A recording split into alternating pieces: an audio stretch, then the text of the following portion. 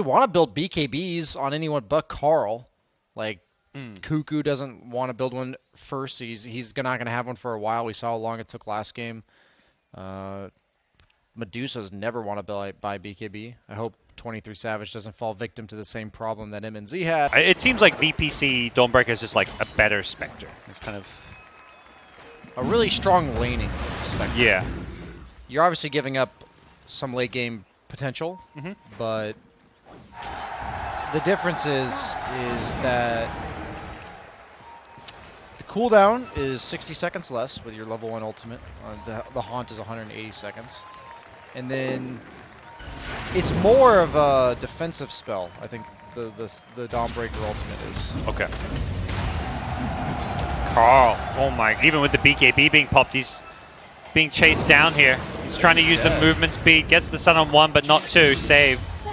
Shurikens him down, and so much elsewhere, things are not looking pretty. They're going to use that mobility. The Dawnbreaker comes in with the ultimate, that bonus heal as well. Cuckoo, he's got no way out. That one not a track kill at least, but oh boy, things suddenly, for a while they were looking okay for T1, and now not the case again. Is this the carry that might make VP have a significantly deeper run in the tournament? Like, yeah, we saw OG win TI off of IO carry. Like, just something no other team's done. I don't think anybody else has picked Dawnbreaker 1 position so far. And it's both games they were in, even though the game with OG got a bit rocky, they were pretty significantly ahead. Yep. Around like the 10 or the 15 to 20 minute mark. Yeah. And it's a hero I feel like not just any team can pick up, because it does seem to uniquely fit their play style. It does, yeah. Like, I don't imagine a team like an EG can just be like, yeah, this will suit our TZ. Yeah, I don't think it's an easily replicable, because it's not like just the hero itself, right? The hero has to tie into like exactly what the rest of the game plan is. He's farmed so fast. Got a BKB almost. He only had I think he got the Radiance like 2 minutes ago. That was just the track kill on Carl, I think, that really accelerated that. Uh-oh. Cuckoo doesn't have his BKB yet, and they've got a Static Storm waiting for him to dump on top with the track. They get bonus gold once again. Every kill just adding up here. I don't think T1 can just draft their normal stuff against VP. Like, they saw the Bounty Hunter, and they picked Earthshaker Medusa. Like, they saw what VP planned to do in the game, and they still stuck to their guns on this is how we play Dota, this is our best comfort zone style, and it's just getting punished so hard. Yeah, it feels like you gotta adapt your playstyle and be ready to fight. Like that's why I think, I mean, OG, they drew against them, but even the game VP won, they almost bounced back because they were ready to fight. Yeah. But definitely VP a team that can put any opponent on the back foot and force you to change their playstyle potentially. Yeah, it's just like on a scale of 1 to 10 of like, you know, T1's always going to play this way to some extent. This is like a this is like a 9. They're like a very sit back kind of style. And you may say like, we're gearing up to like for you to run at us, but you have to have some sort of playmaking. Otherwise, VP can kind of just go wherever they want, is what I'm feeling. It's like, yes, you have the Earthshaker Echo Slam, but then what? It's like, what are you following it up with when Carl's spending the entire game getting ran at? Yep. Like this. He does hold his BKB, but Save is there waiting behind the tower. Just being an absolute nuisance, and now Dawnbreaker going to Solar Guardian on in. Help finish off the line. They've got the track on the Carl post BKB, so they've got the vision. Kingslayer waits for the BKB to wear off, glimpses him back. The track plus glimpse, that's another combo we haven't even talked about. That's an old school one. Teams used to do the Slaughters and the Bounty Hunter with Disruptor all the time, having the vision. But this fight has gone T1's way. They've managed to turn it into a 3-for-1 in their favor. VP getting a little bit too aggressive. That's exactly what they did in the OG game, VP. They dove the enemy triangle, and T1, just like OG, is ready to respond. Yeah. I mean, this is what they got to do.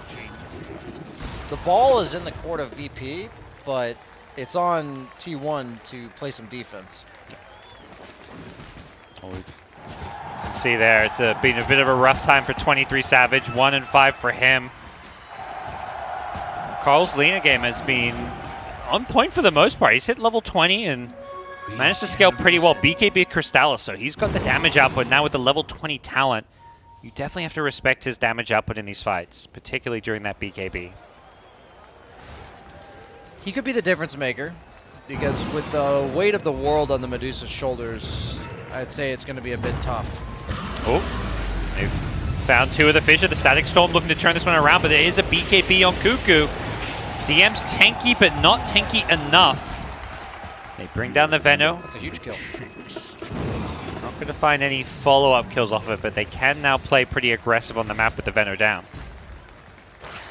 He's like their dangler that sets up all the plays, so I think it's going to be tough for VP to find any openings. That was probably the best target that T1 could get, because he already had used ultimate earlier on the Venomancer, so he wasn't able to like make them have to retreat because they lost half their HP or anything like that. They're able to establish themselves top lane and mid lane, pushing him out. Looks like off the back of it, T1 just happy to play a bit more of the farm game. Medusa still has a bit of ways to come online. We'll take another look at this one here. Just nice find and utilizing that, the BKB Shaker. Not an item you often see as that kind of first major pickup after the blink, but it's paying off here. Definitely has to. There's just way too much to worry about on the side of VP, and that was why I was also a bit surprised with the Radiance this game, because T1 definitely has to buy BKBs, and Radiance obviously countered by BKB as well. Oh, Cuckoo blinks in with the Echo Slam. Carl behind is not going to get the LSA, the Force Staff over the Fissure, helping keep him alive, and Carl's going to just back off. He is so low in health here. Nice glimpse. Glimpse back into the Static Storm. Zephyr can't get out. It's a consolation for T1 there, is that he saved to not get the track off. Yeah. They're clawing their way back in this one, even though VP get that kill. It's only back down to a 4K gold lead, and it was like 8K plus before. Yeah, it was quite the drop-off. Oddly enough, this is the exact narrative that we saw yesterday, being created by VP. Establish a massive lead, throw a couple times. They ended up closing that game out. Will they be able to do it again? Oh, they're going to look to fight this one. Safe forced up onto the cliff, and with the Dawnbreaker showing up, the Guardian helping keep him alive. 23 Savage just going to Stone Gaze and then kind of hold his ground here. Mantis out of this one, but he's getting low, losing his mana. And this Dawnbreaker is just doing too much freaking damage. He obliterates the Medusa, but the Void Spirit goes down in the process, and now Dawnbreaker, out of gas, is going to go down here. This Lina just shredding through them, gets the kill on the high ground on the Bounty who's stuck, and they want more. They want Kingslayer. Where was DM? Yeah, he wasn't anywhere to be seen. They needed something to address the Lina. I'm not sure DM would have been the answer, but Lina just cleaned up there. They just brought the superior numbers on T1 there. I feel like they responded more quickly to the engagement occurring than VP. I don't know, DM must have like TV top to push it out or something. I imagine he would have connected. They had the tier 1 tower before that, mid, so he would have been able to TP. Do we have the fight recap? Whew, that Lina that's damage. A lot. Look at the experience. That's Look at the experience. That's so much. 6,000? Yeah, Shaker, Lina, and Lion, the big breadwinners for that experience. They get a ton of levels for it. As we see the fight once again happening here. It's just Carl on the side. And I imagine Nightfall's like, this fight's great. I'm killing this Dusa. I'm like still full health. And then suddenly Carl, with max fiery soul stacks, is just wailing away on him. At some point, they're going to have to prioritize Carl over 23 Savage. Yeah, just the sheer amount of time it takes. Like, you're giving this Lina effectively Medusa's HP of time to kill you. Yeah. Which is terrifying when you conceptualize it like that. The axe from Veno might be a game changer. It's a lot of damage. What they did to Veno recently this year was they made his ultimate do less damage flat, but it does a percentage of damage of your HP. So if you see the scepter damage, it goes 4.5% of your max HP per second. They're going to commit the Echo Slam for this one. DM surviving for now. Another totem hit's going to finish him off, and Dawnbreaker ultied into this one. Nightfall, he may just die. The Lina right-click damage is going to be too much for him. Oh no! VP have completely thrown away their lead here. They will get the kill on the Lina, but he had the Aegis. Carl's going to be coming back to life, and with 23 Savage showing up, they're absolutely tearing apart. VP get demolished in this mid lane. What a comeback from T1. If you told me T1's going to win this game, this is exactly how it's going to look. Like, you have VP, lane dominating team. They get off to an early lead. T1, just the turtle masters of all of Dota right now. I think they're like the most signature team of this being their playstyle, and they have just allowed VP to overextend 1 or 2 times, and they have just slammed the door in the face of this bounty hunter lineup. They want Look at Zephyr. Look DM, at and they're going to get him. Yeah, he just... And Shaker Cuckoo's going to TP himself home. He should survive through this. Yep. Pops a Fairy Fire, I believe, just to be safe. This might be the sloppiest performance I've seen from DM in a long time. I feel like he's just not been where he needs to be. Do you know what I mean? Like, I feel like he had like a really powerful laning stage, and he's like the guy that makes... He's the catalyst for his strategy. You know, he gets gone on because he's pressuring. They have the Disruptor ultimate to chase people, or the Glimpse to chase people, the Dawnbreaker ultimate to counter-initiate, and that one death mid kind of snowballed into a bunch of map control stuff where he had to then go top, and then the fight happened at the triangle that he wasn't there for. It was a 4v5, and now he's dying again. Yeah. It is, I mean, the death mid and the big fight there where Dawnbreaker, it is his job to get gone on, right? Like, yes. in some sense. He needs his teammates there, but... But I think he's at the point where, because of the earlier deaths and the loss of team fights, he's no longer at the threshold of being unkillable. Okay. And we've seen several times, it takes a long time to bring him down. He is killable, but ideally, yeah, you need to utilize the fact he gets gone on and is so tanky to win a team fight. Yeah, and if he's becoming easier and easier to chew through as Carl is chunking him now with with the Lina. Even Cuckoo, when he pops those totems, there's just a lot of right-click damage potential. Save is getting some good intel here, skying him out, but it doesn't feel like VP any interest in taking fights at this stage anymore. We've got a gem on the Bounty Hunter, which feels more like I mean, not desperation, but it's like he wants to make sure that he can move around the map and know if there's sentries on him. Yeah, these wards for Venno, they lose so much effectiveness when these Infus heroes... Save. Finds Cuckoo. That'd be a nice find, but he has a BKB, so they know they can't commit too much on a Cuckoo. Further down, Carl's Lina gets an LSA follow-up. The Void Spirit could be in some trouble. Is the damage going to be there? It's going to be close. He gets it to Assimilate off. The Dawnbreaker, the Guardian perhaps saving his life there, and as a result, GPK is kept alive. Neither team losing anyone yet, but they do eventually bring down DM's Venno, but the big kill, the one on GPK, is the one that T1 don't get. They're chasing, they're looking for more, but the glimpse back keeps Carl away. Boy, that was close. Yeah, it's just, you think of this Venomancer's impact in the game, right? It's a 9th pick Venno. It's like a very late in the draft. He's kind of meant to take over the play style of the game, like the pace. And what he offers as a hero is that he pops his spells and the opponent has to run away because they can't sustain. But now you've got Satanic on 23 Savage and on Carl. Both the cores, I'd say wisely choosing to go for Satanics against the Venno. It feels like he's just a non-factor at this point. And that feels real bad. When you have like a carry Dawnbreaker, it's kind of like an equally distributed weight of trying to carry the team when you have a hero like Dawnbreaker 1, right? She's not a traditional hard carry. In a 1v1 vacuum, he will be out-carried by a Medusa. Yep.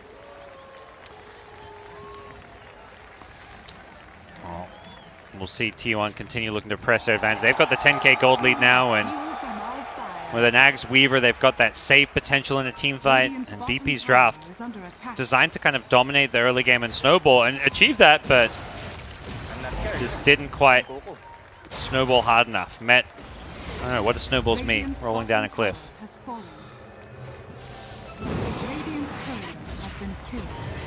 Stumped you. As we're going to see Dawnbreaker coming in once again. That's a good start to the fight for VP. They take out the Weaver as well as the Lion. Carl Forster has run away, and VP utilizing this bounty vision effectively. I figured if I said anything positive for T1 there, exactly what happened. So I just tried to say nothing, and then it still happened. They just caught him with the ward. Ag Scepter from Void Spirit against the supports. Very important. It's one thing VP seem to still have going for them is this vision game. The Venno wards, the bounty. Oh, absolutely. If they ever manage to get the jump, which hasn't happened in a while, up until that last couple pickoffs there, absolutely in their favor. They've got the track, they've got the glimpse, everything vision game favors them. But if they are just together on T1, then vision matters much less. Yeah. Is there a hope when you're, I mean, we're looking at Lina, Medusa late game, like 2 great range carries in late game. How do you see Dawnbreaker? I mean, obviously a new kind of carry that we don't see much. How do you see Dawnbreaker scaling going into the late game? It seems like the Lina really screws him. Like, it seems like he's trying to just walk around in the fight BKB and he's dying to Carl. So from what I'm seeing, it seems like not so good for Dawnbreaker moving forward. You'd rather have a melee hero that if they want to kill you, that you could like hit them back, you know. Get your sustain from the luminosity procs going. They find the line, and now they're going to get the Weaver as well. VP going from one pick to the next, but here comes the rest of T1. They've lost 2, but they still want to force and take this fight. We'll see if it pays off. Save playing around the Roshan pit, the fissure block keeping him safe, and 23 Savage has to be a little bit careful here. Gets pulled back in by the glimpse, and now this Medusa going to be ignored for now. They're going to see if they go for someone else. Not the case. VP, they've got numbers. They've got 5 versus 3, and T1 still want to hold their ground. They still want to fight. They're going to pop the Dawnbreaker ultimate to come on in. Cuckoo gets the stun as the Dawnbreaker arrives in. He landed on the fissure. Yeah, and then the Echo Slam going to come in as well. They tip Nightfall saying, sure, show up, come on in. You're invited to our party, a party where VP is going to lose this game, say T1. I will say that I was doubtful of T1. I'm like, wow, they're 3v5 and they are sticking around willingly. But man, that's just such great awareness. That's the second fight I've seen. The Dawnbreaker just solo Guardians in, instantly gets stunned and blowing up. That ultimate has the potential to backfire. Yeah, you can't cancel it willingly, I don't think. Right? It's not like it's like a channel that only gets canceled by the opponent stunning you. I don't think you can like turn it off. Yeah. Once you've done it, you're committed. I don't know if he's able to BKB mid-flight. These are mechanics of a new hero. I'm not sure. Yeah. I was telling you earlier, I've still yet to play the hero. I will embarrassingly admit that.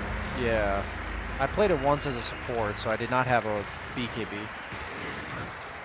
But if oh wow, he sold everything.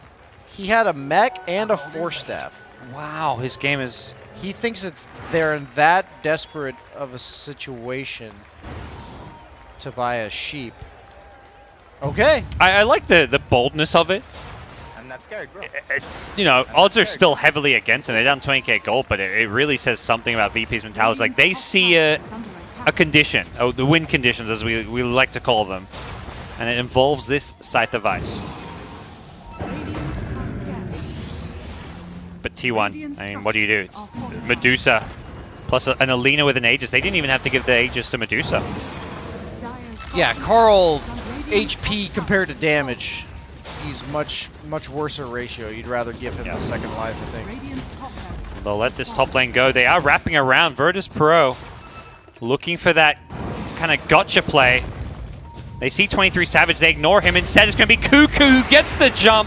Blinks in, slams down 2, takes out the Void Spirit, and now the Dawnbreaker showing up. Oh, it's going to be a 2-man again. Earth Spike. They tip Knife. Deja vu. This Dawnbreaker just ulting into the worst possible situation several times. And T1 have gotten their first win, Brian. Yeah, in T1 fashion. I'm glad to see it, you know. We talked about a few of the teams that haven't done so hot.